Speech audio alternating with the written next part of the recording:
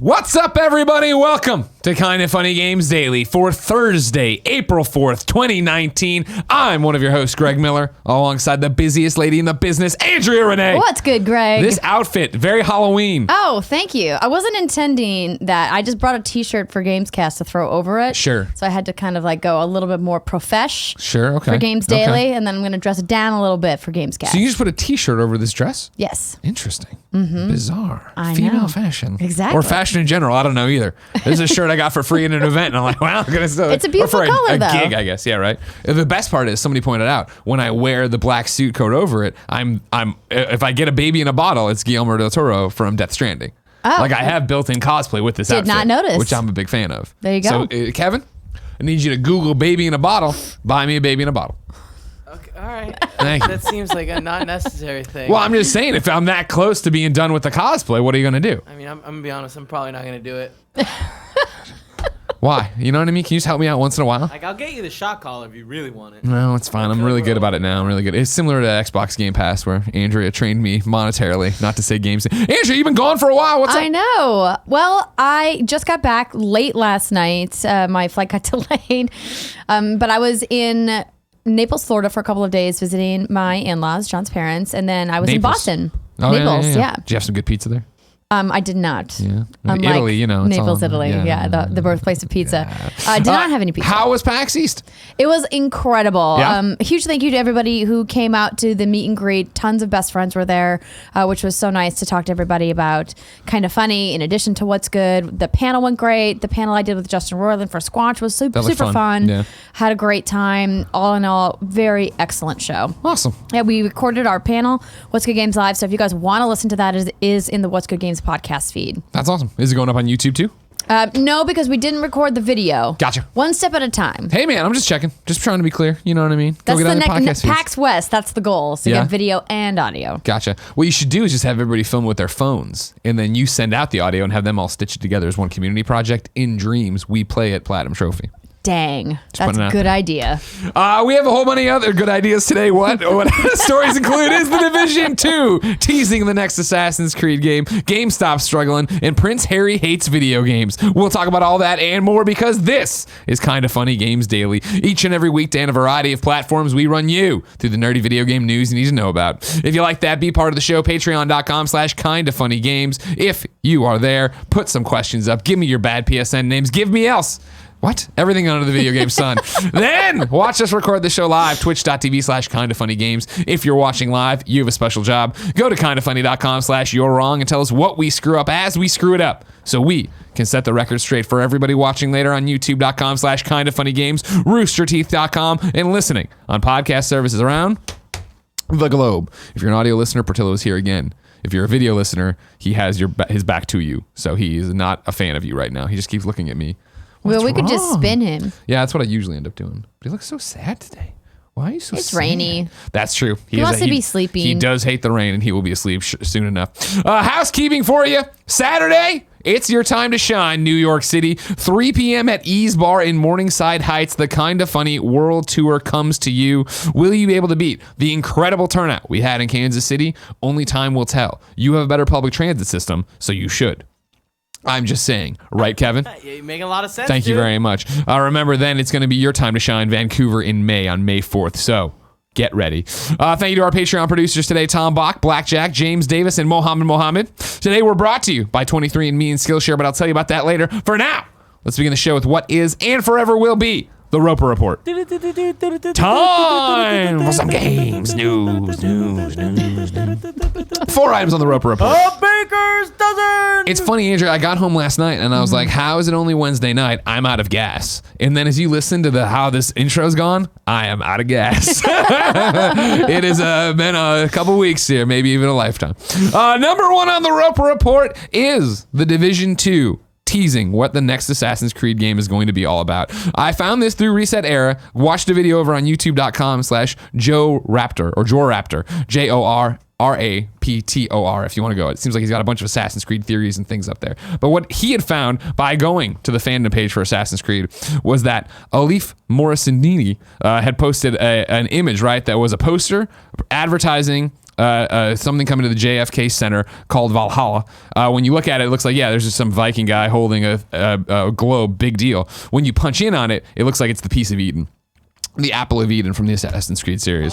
So the rumor here then is that what they're extrapolating from this is that, that it's actually going to be, hey, guess what?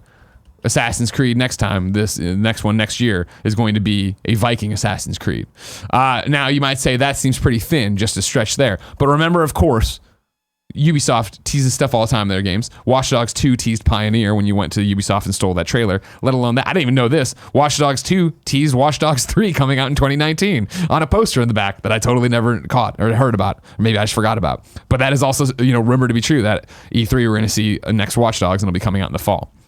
On top of all that, they've gone through and put up some Assassin's Creed concept art, right? That was, some Vikings doing their business out there, out on the thing. And the author who put it up was like, hey, this is just concept art I had done. It's just whatever. It's just personal projects. Don't worry about it. However, when you save the file, it's actually called Assassin's Creed Ragnarok. And the time frame would line up for when the Montreal studio would have been probably entering pre-production on this, according to like Ash over there, right? Where he would put up his thing and LinkedIn and had all this stuff. So, ladies and gentlemen, it's a lock. We're going where it's a Viking game. Right, Andrea? Right, Andrea? Dude, I think this would be such a perfect setting. Yeah.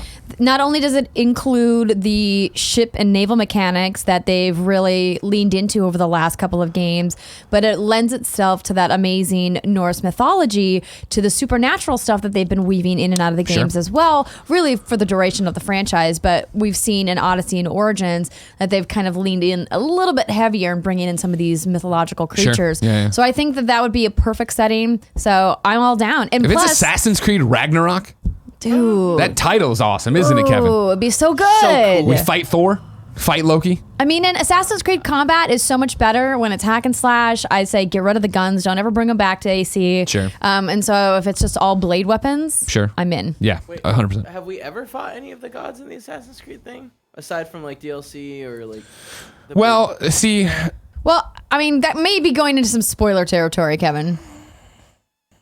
I think now with where Assassin's Creed is, you could. And I also think that Odyssey did a really good job of like weaving in stuff like that. If you remember where it was like, oh, you got to fight the Cyclops in the very beginning, and the Cyclops was just a dude. They called the Cyclops. Like I could see that as like Thor is a blacksmith named Thor, right? But he's like running the town, and you got to take him out.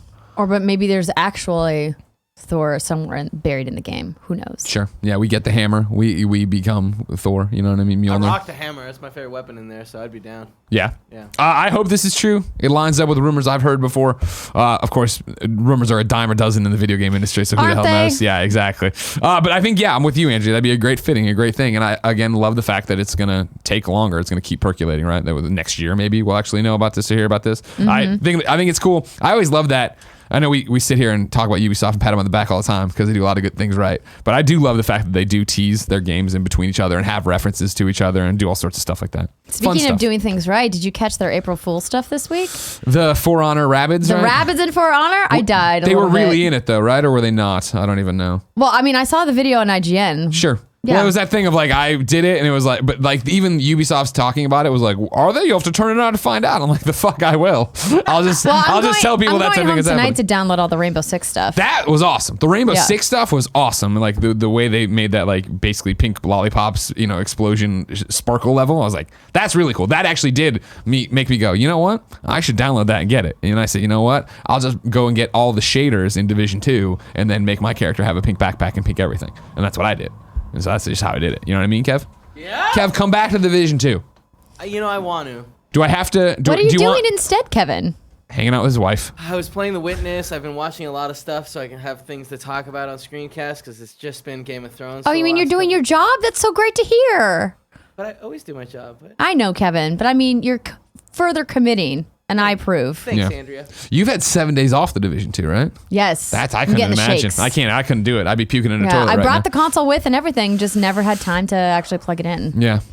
I when I went down to LA, it was just a super quick trip, I think it was 24 hours, less than 24 hours. I brought it and I was like, I went to dinner with Scott Lowe on Wednesday night, right? Is that checkout? No, today's Thursday, so Tuesday night. And it was that thing when I hit him up, I'm like, we can go to dinner or we could just go to your house and play this. I have my own system, you have your own system, we do. He's like, I'm kind of far away from where you are. And I'm like, all right, you make the call, but whatever. But you're in full Sherpa status now though, right? Oh, sure, yeah. First thing I did though when I got in, I was checking the hotel internet, sucked Sucks. You know what I mean? It always does. I know. This is what I'm telling you. I've been to these hotels where I have the Ethernet port there. I've never needed it before. Now I'm like, I need it. The Ethernet port is not very good. No, it's not helping me out No, either. it's still pretty bad. Yeah. I mean, the best you'll usually get even hardwired is like maybe 15 megabits. Well, I was running something like that at the United Lounge. It was working fine. I was like, all right, Yeah. here we go. No, 15 is great. I ran Paragon in the lobby of a Marriott once on like 4 megabits. It was rough, but I did it. This is the streaming future, everybody. We need 5G now. I need to actually spend the 5G time. isn't real, Greg. I need to. It will be one day. I need to spend the time to make my phone a hotspot. I haven't done that. That's a big problem. Everybody's like, I should do. But I was grandfathered into the unlimited plan. Now people are like, the plans are better than the unlimited plan. But I'm like, I don't have time to look into the plans. You know what I mean? Mm-hmm. I don't care. I want somebody to fix it for me. Kevin, that's your job. Number 2. GameStop is continuing to struggle. This is from Brendan Sinclair over at GamesIndustry.biz. We will go to another GamesIndustry.biz article inside of this topic, so stick with me. GameStop put an exclamation point on a difficult 2018 today, announcing full-year financial results featuring the biggest loss in company history. For the 52-week ended February 2, GameStop reported net sales down 3% to $8.29 billion, while the previous year's net profit of $34.7 million had turned into a record $673 million net loss. GameStop noted that its fiscal 2017 results encompassed a 53-week period, so the numbers may not look as favorable in light of that extra week of sales. However, the fiscal 2018 numbers also include the company's $700 million sale of its Sprint mobile chain of AT&T retailers. Spring Mobile. Thank you very much. After the sale of Spring Mobile, GameStop said it was dropping part of its push to diversify its business and focus instead on gaming and collectibles. And while the company's collectibles did grow during the last year, up 11% to $707.5 million, its core gaming businesses declined. New hardware sales were down just over 1% to $1.77 billion. New software was down 5% to $2.45 billion, and pre-owned and value products dropped more than 13% to $1.87 billion. That's the big one. I highlighted it. And that continued a years-long slide in the company's pre-owned revenues, which last showed year-over-year gains in fiscal 2014. The net loss is unusual not just in its severity, but that it occurred at all. Since GameStop adopted the name in 2000, it was previously Funkoland, rest in peace, it has only posted 2 full-year losses. GameStop also announced a, quote, cost-saving and profit improvement initiative, end quote, that will consist of supply chain efficiencies, operational improvements, expense savings, and pricing and promotion optimization. The company expects it will have a minimal impact on fiscal 2019, but hopes it eventually results in a $100 million boost to operating profits on an annual basis. For fiscal 2019, GameStop is expecting total sales to be down 5 to 10%. So, Andrea, the slide continues in terms of GameStop. Sorry, he's just so cute. I had to I take a understand. No, photo. trust me. It doesn't throw me. I've done it before where other people are talking, like, what are you doing? I'm like, oh, well, the dog's asleep during a very serious conversation on our serious show where a dog's ass is facing the camera nonstop. However, I want to bring in Christopher. I said drink, but that's not right, is it? Kevin, go to gamesindustry.biz. I think it's Christopher Dring. Get me a search on that, please. He has an article up about how used games are dying and how pre-sales or sellbacks are dying. I wanted to pull one little thing from it to toss into this conversation we're having. It's all structural why this is happening. Thank you very much. That's on me. Fewer gamers are trading in products, and therefore there are fewer secondhand games and consoles that are available to sell. This is partially linked to the decline in physical sales and the shift towards digital, a trend GameStop also cited in its latest financial report. But also the rising popularity of games as a service. Customers are simply playing games for longer with fewer reasons to trade them in. But there's another big reason, and one that GameStop's Shane Kim places front and center.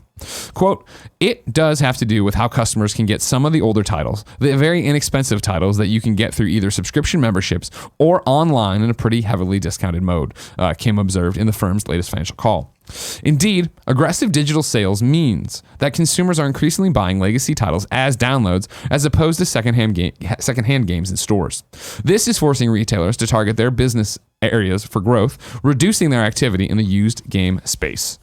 Andrea, that's a whole bunch of stuff going on right there. It is. What's your initial read? How long does GameStop have? Before I answer that, I think it pertinent for me to mention that we actually had a big GameStop announcement this week where What's Good Games is partnered with GameStop TV, and you can now watch our special mini episode of What's Good Games inside GameStop. Nice. So full disclosure that yes, we are working with them And again. full disclosure, yeah, Kind of Funny's done those before through the Rooster Teeth stuff, where Right. we've had our videos in there where we talk about top VR titles and stuff like that. Right. So, and obviously I worked for them for several years, so you guys already know that though. So this is not surprising to me. I think it's important to remember that while that number is staggering, what else is staggering is net sales of 8.29 billion. So they're still selling a ton of stuff. Sure. Which is important to remember. Like, GameStop is not in a free fall. They are just, continuing to struggle. I think all of the reasons mentioned by Christopher at the end of this article are incredibly important for us to acknowledge. But I think we also have to remember we're at the end of the console life cycle, so they're not pushing hardware. And True. generally, when people are buying a console, they want to go in and pick up the console and bring it home that night. Yeah. We are seeing online sales, of course, taking a bigger and bigger chunk of the market share, but I know I'm not the only one that's had a terrible experience with online sales.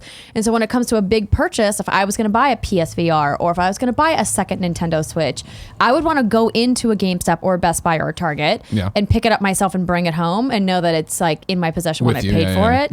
Because I've just had too many shipping things go wrong with Amazon and other online retailers. So where do I think GameStop is going to go? I think that they absolutely need to figure out how to boost more collectibles. I think their acquisition of ThinkGeek was one of the smartest business moves. When I was still working for them, they really had diversified their offering in a way to try to minimize the impact that they saw digital was bringing to brick and mortar retail. Obviously, that didn't work out for them as they have sold off that. And I think refocusing on games and collectibles is actually a better path to victory. Because as I mentioned, there's still going to be a market for people who want to go in and buy something physical in hand because they want to see it or they want to try on a shirt or they want to see what's in the bin. I think the real danger is what Christopher is mentioning here and what Shane Kim mentioned on their call is the subscription services. Xbox Game Pass is obviously at the forefront of that, saying, why would you go to GameStop and pick up a couple of games for $5 a piece in the discount bin when you can pay $9.99 a month and get access to 100 games on our digital library? And we see other people offering things like that as well. Nintendo's getting in the game, and so is PlayStation. Sure. So I think that is going to continue to encroach on GameStop's market share of the used and, as they call it, value product. And that's really kind of the scary part, is how far that's going to eat into their overall profits in the years to come. Right. We've all talked about digital future and this, that, and the other, blah, blah. And it's crazy. I feel that we're seeing the ripples already happening so quickly with GameStop, where it was this argument, throughout 18, where they were trying to sell for a while, right? They were trying to get, move it off. They couldn't. They buckled down. They talked about how they're moving into what they described, these trying to right the ship, right? In terms of how they're going to do it. I forget what they called it in the article, and I can't find it, of course. Cost saving and profit improvement initiative, right? I feel like, yes, with you, I just when I was in Chicago 2 weeks ago, right? Mom and I were walking around and we went on some strip malls. So we walked into it. She was like, oh, GameStop. We walked in there and I walked around and we were talking about it. Just like, she's like, man, this store's changed a lot since I used to take you there. I'm like, well, yeah, like you see all these Funko Pops and t-shirts and socks and stuff. And I was like, this is their initiative to try to stay relevant in an industry that is shifting more and more towards digital. Mm-hmm. But I think it's going to get worse before it evens out. I think the next thing you're going to see, right, is them, since they've for years been the place to trade in your games and get your credit and go and do it, which they will continue to be. But as they talk about in this article, right, and through these statements, that's going to continue to dwindle as people continue to play games for longer and also get them through Xbox Game Pass or whatever. I feel like what's going to happen when they really get down to brass tacks is they're going to retract real hard, where it's going to be, they're going to close a bunch of stores. I feel like, because it is right now, how many times, and maybe this is just a Chicago suburb thing, but I'm sure you've seen it as well across the country. You're in a mall and then you look across the street, there's a GameStop, like you can see GameStops from GameStops. You know what I mean? Where I've seen it where you're in one strip mall and you look across the street or the highway and there's another GameStop over there. Like, I feel like they were killing it for so long, crushing it for so long, taking over, different stores and rebranding them as GameStop.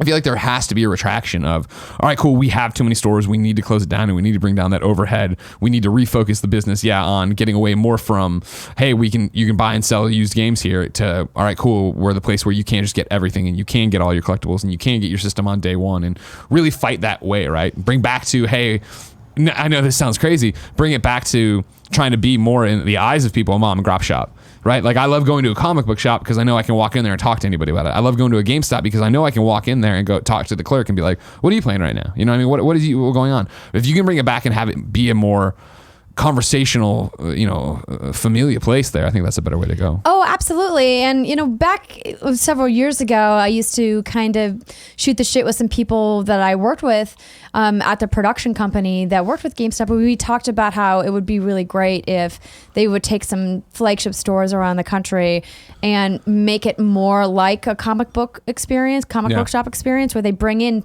tables to do tabletop or 3DS tournaments or to do like weekly Fortnite tournaments and have a place for people to gather and 100%. Share that camaraderie and that fellowship of being part of gaming culture. And you haven't seen somebody tackle it in the way comic shops do, which I think is a missed opportunity for us. You go to a PAX, right? Or you go to an E3 and like what the audience that goes there wants to meet the people who make their games. Like who's going to be, and not that there are many brick and mortar stores, but GameStop, if they were to shrink it down and we've partnered with PlayStation and we're doing The Last of Us Part 2 World Tour, right? And the game's been out for a month more, whatever, but we're going to have Neil Druckmann come to 7 select stores and sign, right? And have a thing like that where you can come out and meet Troy Baker and do all these different things. I think there'd be a power to that. Absolutely. I mean, I hope that people internally at GameStop are thinking about how to accomplish those kinds of opportunities, but it's tough when companies are used to making X amount of profit and revenue and then they are losing. It's maybe their goal isn't to find a small stable business. Their goal is to sell high and then be done. And I think that's what you saw last year. And that's why I think it's going to get so much worse. I think last year when we were trying to sell this thing, you're like, uh-oh, you know what I mean? They're not happy with their returns. And when they couldn't sell it, now it's going to be, guess what? We have to cut away a whole bunch of stuff to make it where the profit margin is way higher than it looks on paper right now. Right. And that's where you get scared about the number of stores that are open and who are the lowest performing stores and the proximity of stores. Mm-hmm. It's going to be interesting to see it all shakes out.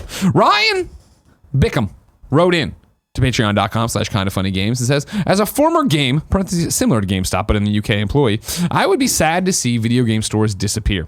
Personally, I see them diversifying in one of two ways. Number one, embrace the pre-owned angle and become a retro games market. Or two, focus on gaming as an experience and look into arena gaming. I'm interested to hear the Kind of Funny crew's thoughts.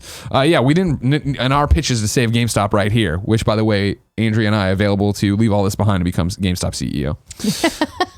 Joint CEO, co-CEOs. We didn't bring that up. For me, number one, embracing the pre-owned angle and becoming a retro games market, no. I don't think I don't think you're going to start selling NES and SNES cartridges like the old Funkoland did and find like this is keeping you alive. I mean, no. I mean, they could add that to their slate of what they already sell, sure. But that will not sustain a business that's doing $8.9 billion a year. Right. And I also love that, like, I feel like that's where so many mom and grop shops have come in and filled the holes, right? When I go to a new city, I look for comic book shops and I look for independent game shops. And when I go to an independent game shop, it usually is a case full of Game Boy cartridges and SNES stuff and old throwback stuff on top of a few new things and statues and DVDs you can buy. And then it is interesting, number two, focus on gaming as an experience, which is similar to what we're talking about, but then for Ryan to go into the area of arena gaming and you assume esports and stuff. That is an interesting, I don't know how you go in and take esports and market that. And that's probably because of my own ignorance of esports, but bring it in. I guess you could have an Overwatch League partnership and sell jerseys and stuff. I think that is not a path to victory. GameStop's bread and butter has been the mass market consumer, and that is not an esports aficionado. True. And in order to do esports successfully, you have to bring the best of the best when it comes to production, and that means a lot of money. And so in order for them to even think about entering the space, they would have to spend at least $100 million in overhead to try to like stand toe to toe with people who are already in the space, and that's just not who they are. They're for moms and dads who are buying games for their kids. They're for people who like to get the biggest games of the year, your Rockstar games, sure. Your Call of Duties, your FIFAs, et cetera, and then they're for hardcore fans who want to get collectibles to go with their gaming experience. And I think that that's been their bread and butter. Obviously, they offer a whole lot of other things besides that. Let me be clear about that. But I mean, that's where is their main source of revenue. And I don't think that they should abandon that. I think they should double down. Yeah, it'll be interesting to see how they try to pull themselves out of this. Number 3, Prince Harry wants to ban video games. Liz Lanier over at Variety has this article. Prince Harry, Duke of Sussex, is calling for a ban of popular battle royale game Fortnite, according to the Daily Express. Oh no, you pulled the Daily Express. Well, I pulled a Variety. The prominent member of the British royal family visited a YMCA in West London and spoke to mental health experts about addictive games and social media, saying that the latter is more addictive than drugs and alcohol. Prince Harry specifically called out Epic Games' Fortnite, saying, quote, "The game shouldn't be allowed. It's created to addict," he said. "An addiction to keep you in front of a computer for as long as possible. It's so irresponsible," end quote. Fortnite was recently the target of a lawsuit for its loot boxes, which some have accused of being predatory and addictive in the past. And Gaming Disordered is anticipated to pass an addition to the International Classification of Diseases at next month's World Health Assembly. Prince Harry urges parents to take action and have their children interact more with the outside world, while also acknowledging that many parents don't know how to solve the dilemma. Quote, "Parents have got their hands up. They don't know what to do about it," he said. "It's like waiting for the damage to be done," end quote. The Duke also emphasized the dangers of reliance on social media to form connections. Quote, "It's more dangerous because it's normalized and there are no restrictions to it," Prince Harry said, referring to social media.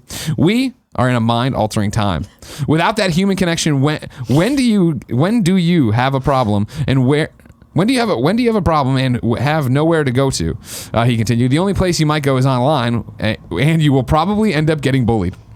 The call just weeks after an Oxford researcher warned that a stronger reaction to the fears of gaming addiction was coming. What the fuck, Prince Harry? Yeah. What the fuck, man? Also, where does he come from a position of knowledge that he should be speaking about gaming addiction anyway? This is the most words I've ever heard out of Prince Harry, and I don't agree with most of them. The thing here that really struck me, without that human connection, when you do have a problem, you have nowhere to go. Video games are all about human connection. Well, An online multiplayer game like Fortnite is about playing with your friends. Can you play it solo? Of course. Should you go outside? Yes, of course you should go outside too. But it's all about balance. For me, what stood out to me was this quote: "Parents have got their hands up. They don't know what to do about it. Fucking be a parent." Yes. Say they're using the computer too much and say don't use the computer that much. It's crazy though, because we say that, but I'm sure you get this too whenever we're out with our like normie friends that don't work in the industry. Like, I get this all the time. I've had so many people say, "How do I get my kid to stop playing so much Fortnite?" And I'm like, take the power plug away from the console. It's that simple. My mom did that all the time. I also said to this one mom that I met, I was like, you know that you can set Wi-Fi restrictions with your ISP so that you can turn the Wi-Fi off at certain hours of the day, right? Yeah, she didn't know. And she was like, "What?" I go, "Yeah, they have parental controls built in, so your 14-year-old isn't up until 2:00 in the morning playing Fortnite because you can just shut the internet down." Like, you can do that. It's a thing that exists. I mean, that's the thing, and like, it's just such a backwards series of quotes from him. And I don't know the man, obviously, nor do I know anything about Prince Harry outside of he's Prince Harry. And I think he just got married. Was he one of the ones that got married? Yes. Okay. Yeah, he married Janina's friend, right? That's the wedding she went to. We should call Janina and have her get us on the phone with Prince Harry so we can explain all this stuff. But it's such. Like, are we doing this again? We got to relive this cycle too. I know the world's a matrix. We just have the same arguments over and over and over again every few years. Yeah. But we're back to this. Like, gaming's an addiction and Fortnite's ruining everybody's life. Like, just fucking be a parent. We all made it this far somehow. I wanted to do growing up was play games. I'm okay, kinda. I mean, you're mostly okay. Exactly. I mean, I didn't come out perfect, but I got, come on, Prince Harry. This is very much like a whatever, man. I just thought it was an interesting one of here we are again. And it's Prince Harry leading the charge apparently today. Shut up. Yeah, shut up. Number 4 and final. Ubisoft has canceled Starlink physical toys. This is Hayden Taylor over at GamesIndustry.biz. Following the underperformance of Starlink, Battle for Atlas, Ubisoft announced it will no longer be producing any physical toys for the game. The publisher's attempts to tap the toys-to-life market fell short, causing it to cease any future production plans. Quote, "Despite the immense and continuous support from our players, the sales for Starlink Battle for Atlas fell below expectations," said the development team in a statement released this week. "Consequently, we recently made the decision to not release any additional physical toys for the spring update and in the future," end quote. The development team thanked fans for their engagement and said it was incredibly proud of the modular Starship technology. In an effort to do right by our passionate fans, the team announced it was working on the biggest Starlink update yet and would include new digital ships, pilots, and weapons to collect. I got a hot off the presses hot take from John Drake, being in the royal family is addictive and bad for you, and parents should discourage their kids from being princes. And that's the thing. They have no power anymore, right? It's all the prime minister. I watched Love Actually. Hugh Grant didn't have to answer to the queen or anybody. They're just over there getting everything. They're still in control of Canada. That's a kick in the mouth, right? I'm sorry to interrupt the story. We had moved on. I just thought it was No, really it's funny. fine. I don't understand what's happening over there. Why Prince Harry thinks he should speak up about this. So this was writing on the wall. I think when we knew that Yes. Starlink was announced, and when they showed the spaceship for the first time at E3, I think all of us were kind of sitting around scratching our heads like, why? Didn't you see what happened to Disney Infinity? Yeah. Like, why are you doing this? If And Lego Dimensions can't didn't make mean it it work. wasn't super cool. Like, I played with it and I thought it was really neat, and the sure. execution was really well done. And Kevin, you played a lot of Starlink, didn't you? No. It was what Tim Was like. it, Tim. was it Andy who I played think Tim and Starlink? Andy were excited about it. I think Tim played a lot for the Star Fox stuff on Switch. Okay. But I don't know how much of the actual toys he used. Because again, it is all digital in there. Why? Yeah. Of course. Why wouldn't you rather have that? You know what Yeah, I mean? not to say like the toy market is going away altogether, but clearly like the toys to life market within video games. That one was clearly on that its one way was out. clearly going away Yeah. forever, and who knows if it'll ever be back outside of Amiibos and your Skylanders. But even Skylanders, I feel like, is tapered off, right? I feel like people just collect amiibos. They don't 100%. generally No, you're use 100% a lot correct. of them, right? They collect them, and then they get the one game like Breath of the Wild or whatever, and it's like, or Smash. It's like, oh, and you just tap them all and get whatever stupid. And then they go back up coin on you're your getting. shelf. Yeah, exactly. Yeah, Pear Schneider. You know what I'm talking about. Yeah, but rest in peace, physical Skylink or Starlink things. It'll be interesting to see how much longer they support the game, right? I mean, they're talking about a spring update here, but our biggest update. We'll see what happens. Andrew, Yes. what happens with Starlink though is still so far away. If true. I wanted something more immediate, like say what came to the mom and grop digital shops today, where would I go? Why, Greg, you would go to the official list of upcoming software across each and every platform, as listed by the Kind of Funny Games Daily Show host each and every weekday. Yeah. Deathmark is now available on Steam with a special 20% discount at the launch. Mars Z Tactical Base Defense, formerly Mars Z Rising, is out on PC. All PC Black Ops 3 content is now available for Mac on Steam. Or for Mac on Steam. There you go. The Friends of Ringo Ishikawa is on Switch. Scorcery is on PS4. Deathmark is on PC. I think I already said that, right? Yep. It's out twice. Islanders is on PC. Galactic Campaign is on PC and Mac. And here come the Thursday Switch games. Arcade Archives Armed F. Hob, the Definitive Edition.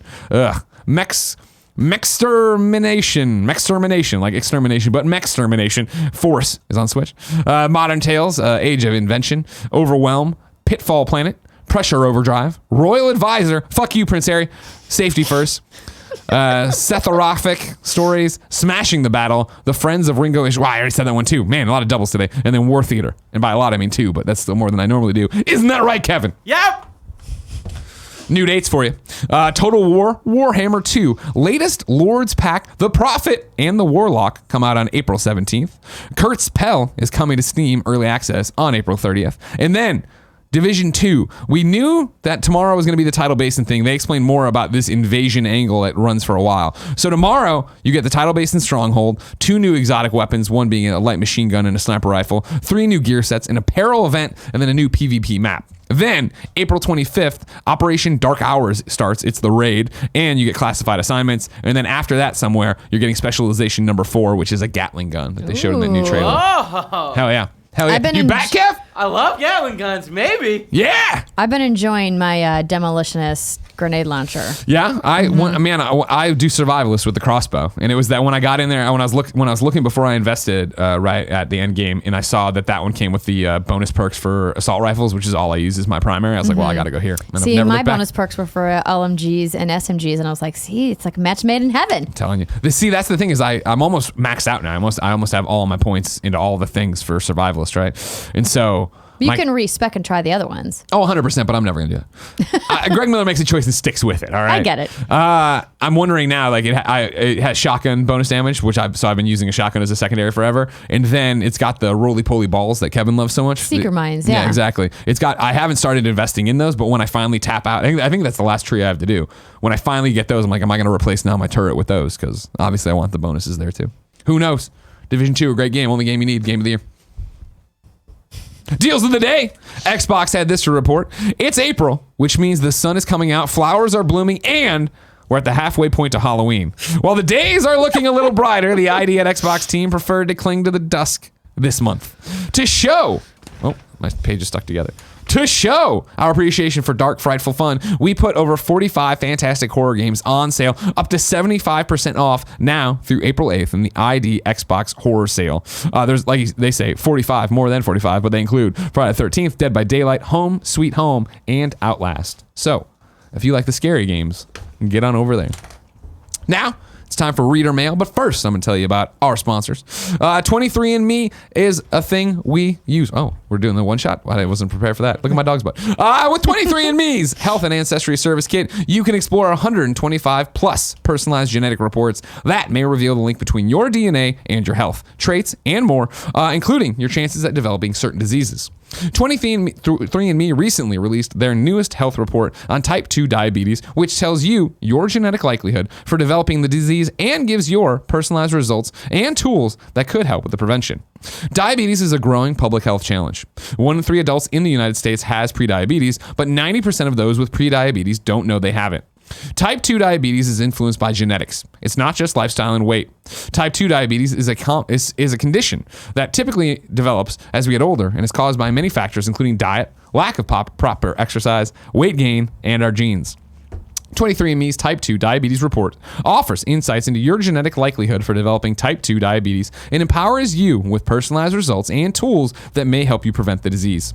The report was developed by 23andMe scientists using data and insights gathered from more than 2.5 million 23andMe customers who consented to participate in their research. I'm one of those people. Of course, you know I did this a while back, found out I'm very European and white, and I said, yeah, use my data, do whatever. So I get the reports now of like, hey, check in on this thing. This is a new thing. You should go ahead and see your results. And I do. You can order your 23andMe Health and Ancestry Service Kit at 23andme.com/games. That's the number 23andme.com/games. Again, that's 23andme.com/games. Next sponsor, SkillShare. SkillShare is an online learning community for creators with more than 25,000 classes in design, business, and more. Tim used the classes for visual effects to help make the hype trailer for Kinda Funny 4.0, and he says Nick did too for some other project, but can't remember which one. Premium membership gives you unlimited access so you can join the classes and communities that are right for you. Whether you want to fuel your curiosity, creativity, or even career, SkillShare is the perfect place to keep you learning and thriving. Highlights from one, we've talked about them. Nick did the thing for something, and then Tim did it all for that. But again, Skillshare has all sorts of stuff, not just video editing.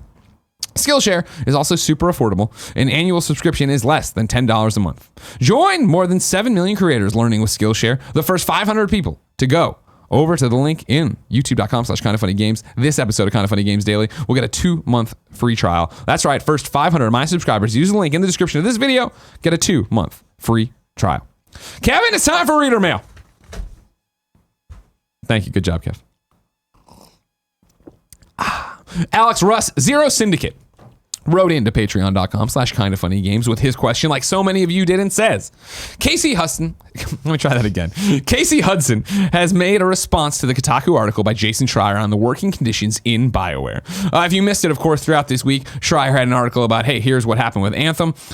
He published it immediately. BioWare put up a statement over on their site about it, but they didn't comment for the article. And then overnight, Casey or Hudson had put out a thing to BioWare, a open letter, a memo to everybody talking about everything. That then got leaked back to Jason, who put it out as well. The one pertinent detail for this question, this is Casey. The article mentions many of the problems in the development of Anthem and some of our previous projects, and it draws a link between those issues and the quality of our workplace and the well-being of our staff. These problems are real, and it's our top priority to continue working to solve them, end quote. The thing that got me was at the end of Jason's article posted today that other developers chimed in saying, quote, replace BioWare with my company name and it's the same story, end quote.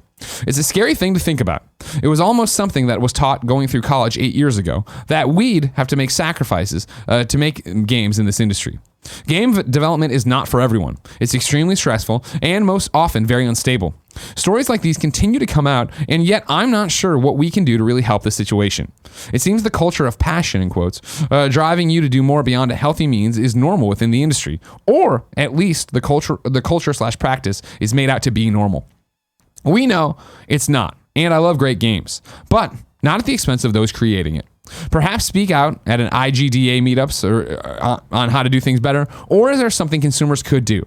The conversation is a start, but the industry is in a tough place.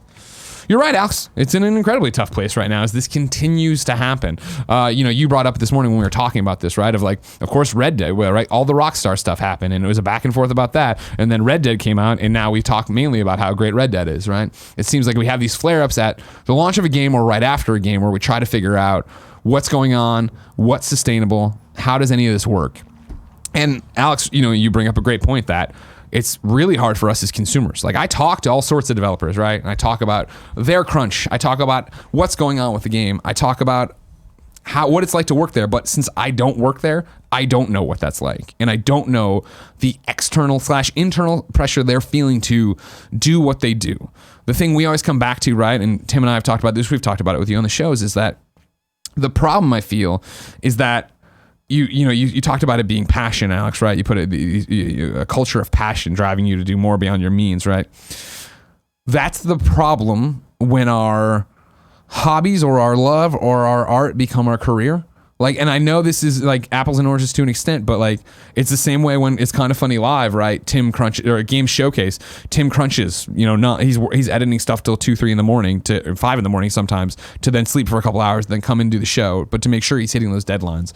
I'm the same way with the showcase, where it was like, trying to assemble people and get them all organized. And that was late nights, and that was ignoring Jen, and it was all these different things. Now, granted, that's one thing that happened at the end of the year last year, or if it's, if we're talking about like Kind of Funny Live, there's little flare-ups here and there. It's not crunching for 9 months trying to hit a game and get it out the door and do this blah blah blah. It's not you crunching with 300 other people, but it's the same way that at IGN when I was there in the old days, like the olden days, it was like a badge of honor to work in the E3 war room until they kicked you out, or work till 3 a.m. and stumble home and then get up at 8 a.m. and run off and do your next thing and write all this stuff and generate all this content and skip the team meet. Like, I can't tell you how many times there was like, oh man, post E3 part or dinner, and like people would skip it because they were still writing stuff.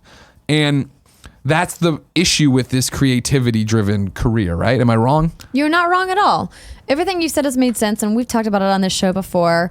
Alex here is saying, it seems that this culture of passion driving you to do more beyond a healthy means is normal within the industry. At least the culture of practice is made out to be normal. We know it's not. I would maybe disagree that we know it's not. I think that a lot of people assume that this is what you need to do to make it. And I would say that they're right. As somebody who's been working in the creative business for, the better part of my life now. I mean, it's not just video games, whether you work in TV or music or movies or anything that's really entertainment driven, because it's so highly competitive and so many people want to be involved in these industries. You really have to do whatever it takes to be successful. And a lot of times that means pushing yourself beyond normal work hours. Now, I think it's always important to self-assess, like where you're at, and saying if you need a break, take a break. Yeah. Like if you've had too many late nights in a row, or if you've had too many, stressful meetings and you need to take a step back, take the break. But then once you're ready, get back in there and work super hard again. And I feel like that's the thing that gets lost sometimes, right? Is the idea that I think there's a difference of a Kind of Funny Andy wants to edit till 3 a.m. at home, and I'm like, don't fucking do that, but he does it. Or Kevin, keeps taking on projects and I try to stop him, right? I'd like to think, and maybe I'm wrong, that they know they can stop when they want to. They know they can take a break when they want to. Right. It's literally them doing it, and I can't slap the keyboard or things out of your hands to make you stop doing it. And so I think that's the issue, especially with the BioWare thing, and then especially with the Red Dead thing, right? Where it was, well, Dan Houser's across the hall working nonstop, and I don't want the stink eye. I don't want to be looked down on. You hear these stories, and I'm now moving away from the two examples. Mm-hmm. You hear stories about big developers that we're reprimanded. There is a knock that you do hear something if you're not there till 9:30. And I think those are two separate issues that easily get conflated when we have this conversation. We seem to have it a lot. Because I think sometimes, when we talk about these, we forget, like, the bedrock of the American dream is that you bootstraps. Is that you work, and then you get to reap the benefits of that hard work. But you don't get to reap the benefits by punching in at 9 and punching out at 5.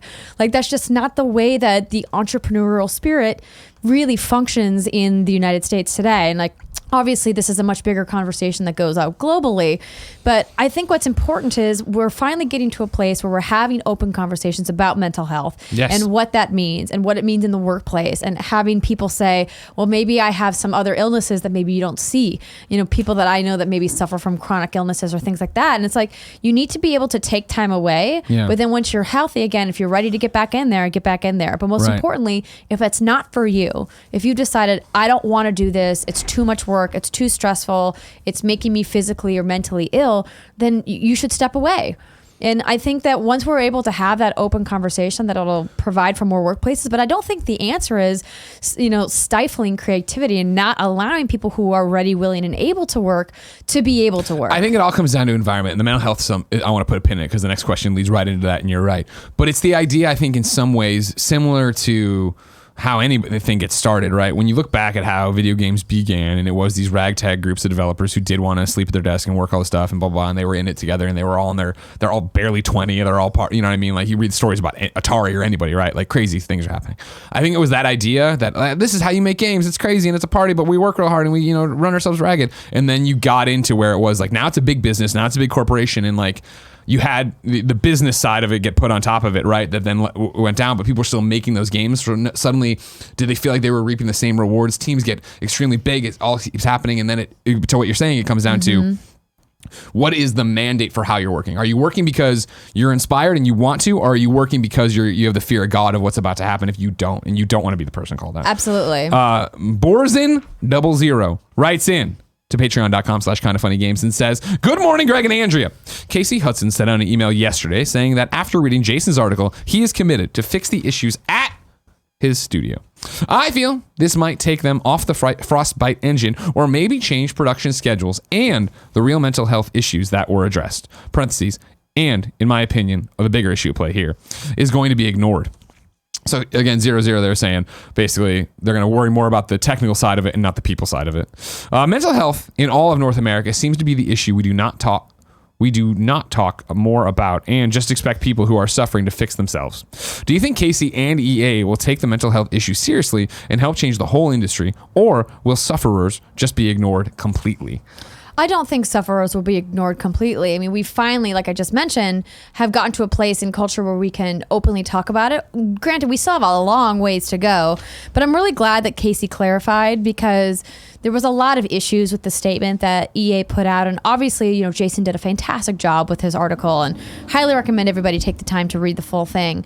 But I think one of the reasons why BioWare looked to bring Casey back was because they saw that, like, the ship was going down.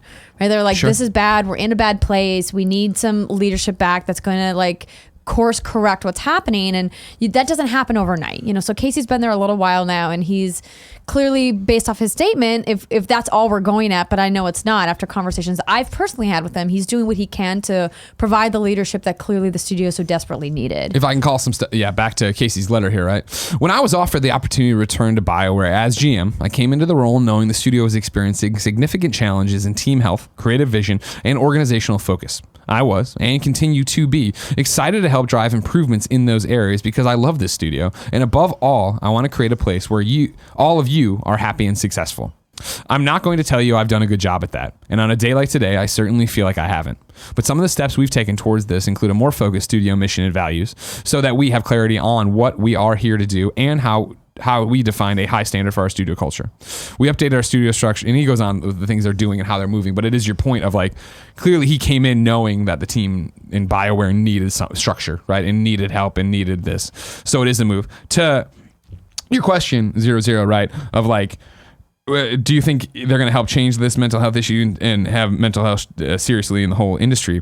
I think we're already on that road. This is, for me personally, and, you know, this is my opinion, obviously, that when Jason does these reports, when he puts this out in Kotaku and Cecilia and anybody who's reporting on, hey, here's toxic studio culture. Here's a huge fucking problem that if you don't bring those stories to light, there is no impetus to change. There is no voice from the consumer gamer saying, oh, I don't want games at the expense of people's livelihoods, right? I don't want to have people who are assholes at the top making your life work and or worse, and you feel like your art's not appreciated. You know what I mean? Like, I feel like telling these stories and forcing them into the light, forcing these statements into light from people like Casey, you see the change you need, right? Otherwise, if no one, this is the role of journalism. If no one's holding the people in power accountable, nothing changes. You would never know that there's a problem. How would you know, other than maybe somebody posting something over on a subreddit under a fake name that you can't even take seriously, that something's wrong at developer X, unless there was action. And that's the thing of like, I think it was interesting on day of Jason's article, one of the things people had issue with was that it was all like anonymous sources, right? Because they wanted to keep their job. I think it's powerful today. You have the statement from Casey that is like, we know these issues exist, you know what I mean? We're working on them and blah, blah. So confirming that article is true. This is the issue or at least some of it is the issue. That's what's going on. And I think by telling those stories, by having this kind of conversation as consumers, by having the conversations you see at GDC, by having the conversation about unions, wherever it nets out, it's going to net out better than everybody being silenced and feeling like, oh, this is how I work. And I think you see people telling Jason, right, and multiple people apparently, that if you replace EA or BioWare with my developer name, it's the same thing. Like, that's a systemic problem. And if you can't talk to each other in giant groups and know that that's a systemic problem, nothing's going to change. So I think we're on a way to a better video game industry. I definitely think that's what we want, and I'm pointing at myself, but I mean us as gamers, we want out of it, and I think you'll continue to see people strive for that and change that way. IMO. Next question is Alec from Minnesota. That's right. Go Gophers. There it is. Alec on patreon.com/kindoffunnygames says, I wanted to talk briefly about the Sekiro/difficulty in games debate that was happening across the internet yesterday. I saw many people fighting over the ideas of accessibility in games versus creative vision of developers, and I wanted to get your thoughts on the matter. Danny O'Dwyer made an excellent video about the topic, which I think should be required viewing. Watched it this morning. It's very good. He talks about how this argument has multiple sides to it and how you can't talk about one issue without involving the other issues. My question is, do you think there is a way to please everyone? Do you think we can ever find some balance between accessibility versus challenge versus creative direction? Of course, this stems from yesterday where it exploded all over the internet, but then even the day before with Capitalist Pig here on the show, there was a question about all this where we were talking about it. And it was that we went into it and, well, should Sekiro have an easy mode, or not even an easy mode, a more accessible mode? Should be able to dial down difficulty, or, blah, blah, blah, and a back and forth and all these different things. What was interesting about it in terms of this question, Alec, is my question is, do you think there is a way to please everyone? No. There is no way to please everyone. If you love Kind of Funny Games Daily, guess what? There are a bunch of people that fucking hate it. Like that. There's no way we can make a show that'll be. Do you ever think we can find some balance between accessibility versus challenge versus creative direction? Yes. 100% I think we can. I think you've already seen that begin to happen. I mentioned on Monday's show, Steve Saylor, the blind gamer, right? Where he had talked about how Ubisoft had brought him in and a whole bunch of other accessibility people. Obviously, Steven Spawn, Able Gamers. We've talked about the Xbox Adaptive Controller. That, again, much like what I think we're talking about in the last story of, hey, the more we talk about this, the better we can get at it, and the more we can figure these things out. I think you're seeing pushes that way. Balance will continue to come up. I don't think it's ever going to be perfectly balanced. I don't think every game is ever going to be for everybody. I just think that's how games are, right, in this artistic form and how you're making things. That's what creative works in general are, right. Yeah. But I've already said my piece. You've talked about this before, right? Oh, yeah, absolutely. I mean, the conversation happening around Sekiro reminds me so much of the conversation we had around Cuphead when it first came out. Yeah. And how I was incredibly frustrated with how difficult Cuphead was because I wanted to enjoy the music and the art of that game, and I couldn't because I just couldn't progress to the later levels because I couldn't invest the time in order to master the mechanics of that game. And what I feel like we're literally just in an echo chamber in the same thing. And we knew that this conversation was going to come up when another From Software game was released, because there is this hardcore fan base of From Software games that live for how difficult they are and how you really need to master the mechanics. And I think that there's got to be a balance, and like some of the nasty things being thrown around, particularly to people who are disabled, has been really sickening to me. Of course. And it's like, and it moves so far away from, I think, the issue, right? What the nature of the conversation is, whatever. We've talked about it before. Monday, there's a conversation about it between me and Capitalist Pig. However, Steve Saylor, the man himself, the blind gamer, made a YouTube video over on his channel, youtube.com/snowball, but then wrote in with this letter. As disabled gamers, we want to play the same games that everyone else is playing. By saying that the games were designed to be challenging and feeling that joy of beating the boss because it was difficult and fun is fine. Problem with that argument is that's what it's like for disabled gamers for each and every game we play. We want a challenge. We don't want the game to be too easy. We want to trade war stories of beating that mini boss because of how hard it is. The problem with a preset difficulty is its exclusion. It's excluding players because of a physical disability. Sekiro isn't an anomaly in this. There are many games that have a preset difficulty, Division 2 included. Since we last talked, Greg, on the Division 2 launch day, I've had to stop playing the game because I can't play solo anymore. Sure, I can play with friends, but a majority of my friends don't own the game, let alone have time to play it, and strangers won't understand how to best play with a disabled gamer. In the video I gave, the one we were talking about earlier, I gave the example of Assassin's Creed. I couldn't play any of those games because it had a preset difficulty level. Some would argue it was too easy to play and the difficulty wasn't that high. It was enough for me to give up the games altogether. But when Assassin's Creed Origins and Odyssey came out with the ability to change the difficulty level, I could finally play and enjoy what players have enjoyed about the franchise since the beginning. Origins and Odyssey are one of my favorite games of all time because there was an accessibility feature as simple as difficulty setting. We're not asking for a watered-down version of the game that changes the challenge for abled gamers. All we ask is that we're given a choice on what game. I'm going to try this all again. All we ask is that we are given the choice on what games we want to play instead of being forced to make the choice. So yeah, that's the whole thing with the argument is that I think when we started into it on Monday, me and Capitalist Pig, I wasn't even thinking about accessibility, right? I was thinking mainly of like, oh, well, those games aren't for me, Greg Miller, because like I'm just not into that kind of gameplay. But then when you get into a conversation like this, like, oh, I don't even think about that. And that's why Danny's video is so interesting, where he's like, it's a 3-pronged thing and nobody's wrong really, as he talks about like jumping between them and how you can't talk about one without the other and all these different things. So It's an ongoing discussion that, again, back to the question of balance, I think gets us closer every time we have it. Where it is that more developers see this and probably are like me, like, oh, I didn't even think about that. All right, cool. What can we do to make our games accessible? And then there's going to be developers who are like, well, no, that's not what we want out of our game. I'm giving you a very specific experience. And again, that's okay. That's their choice to be able to do. It's a big old ball of wax that we have to keep figuring out as we go. Isn't that right, Barrett? Yeah. Ladies and gentlemen, it's time to squad up. This is where one of you writes in to kindoffunny.com/Patreon. You give me your name, username, platform of choice, and I read it here so the best friends can come and find you and everybody can play games together. Deric needs help on PlayStation 4. His PSN is TheCakersMan. All one word, TheCakersMan. I've never played Borderlands before, and I'm giving it my first go with the new Game of the Year edition. I dig having some best friends to experience it with. I'm East Coast and mostly play dad hours, usually between 9 and 11 p.m. Eastern Time. If you want to go play Borderlands with Deric, a.k.a. TheCakersMan, hit him up on that PlayStation Network. Andrea, it's time for You're Wrong. Let's do it. Killzax writes in. Of course, if you're watching live, Patreon.com, or no, kindoffunny.com/You're Wrong. Tell me what I screw up. Killax writes in and says, I said Jor Raptor himself pronounces his name Your Raptor. So there you go. Capitalist Pig wrote in and says, re the GameStop retro sales. GameStop as a company is already in the retro business and has been for a few years. It's just not in most stores. Found mostly online, it accounts for an extremely small percentage of their overall revenue. And then TG Burt says, for the Division 2, the specialization points are class specific. Even if you respec, it only resets that specialization. You cannot use points in one class for another. Greg would have to actually level all the other specializations in the points. Yeah, no, I think maybe that was just miscommunication. We were just clear. We just were unclear where we were talking about, oh, have you switched around? I'm like, no, I'm all about this, and I need to, I'm building to unlock this. And you were like, well, you can. Oh, yeah, no, you can't bring the points over to another tree. Sorry if that was unclear. We're just clarifying. No big deal. But yeah, but that's cool. More replayability. So of you can just grind and earn more points. Just what I want to do, grind for some other thing I'm not going to use. You know what I mean? No, son!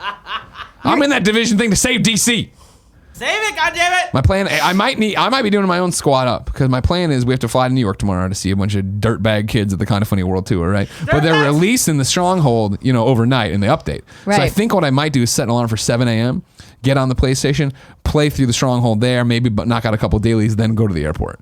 So if you're in the Kind of Funny clan and you're looking for that information, let me know. I'm tempted, Greg.